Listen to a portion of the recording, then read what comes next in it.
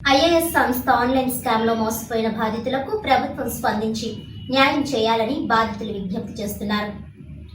Rajahmundry press క్లబ్లో IAS సంస్థ చేసిన ఆన్లైన్ స్కామ్లో మోసపోయిన నిరుద్యోగ యువతతో కలిసి శ్రీకాంత్, సత్యారావు మీడియా ప్రతినిధుల సమావేశం నిర్వహించారు. ఈ సందర్భంగా వారు మాట్లాడుతూ నిరుద్యోగ సమస్యతో ఉపాధి అవకాశాలు లేక తామంతా ఓ చిన్న ఆశతో ఆన్లైన్ ద్వారా డిపాజిట్లు చెల్లించామని అన్నారు.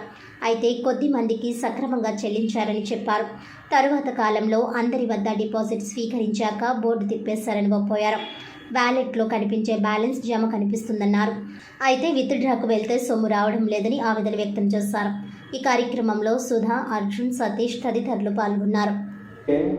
మాకు వ్యాలెట్లో ఇంత వస్తుందని చూపిస్తున్నారు తప్ప ఈ వ్యాలెట్లో ఉన్నటువంటి డబ్బులు విత్డ్రాలు పెట్టినప్పుడు కూడా ఎవరికి కూడా ₹1 అనేది మా అకౌంట్లో పడడం జరగలేదు.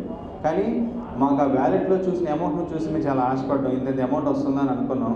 అంటే తర్వాత మాకు అర్థమైంది ఏంటంటే ఈ ఆన్లైన్ జరిగేటువంటి మోసాలే మాకు అర్థమయ్యేటప్పటికీ మేము చాలా మునిగిపోయి చాలా పాడైపోయామని మీ మీడియా మిత్రుల ద్వారా తెలియపరుద్దామని ఇక్కడ మేము ఏర్పాటు చేయడం జరిగింది. అంటే మేమందరం మోసపోయాం. మాలాగా అనేక మంది ఎవరూ మోసపోకుండా దీనిపైన ప్రభుత్వాలు కఠిన చర్యలు మీ ద్వారా తెలియపరిస్తే కాస్త ప్రభుత్వాలు సానుకూలంగా స్పందించి దీనిపైన తగు చర్యలు తీసుకుంటుందని మేము ఆశిస్తున్నాం.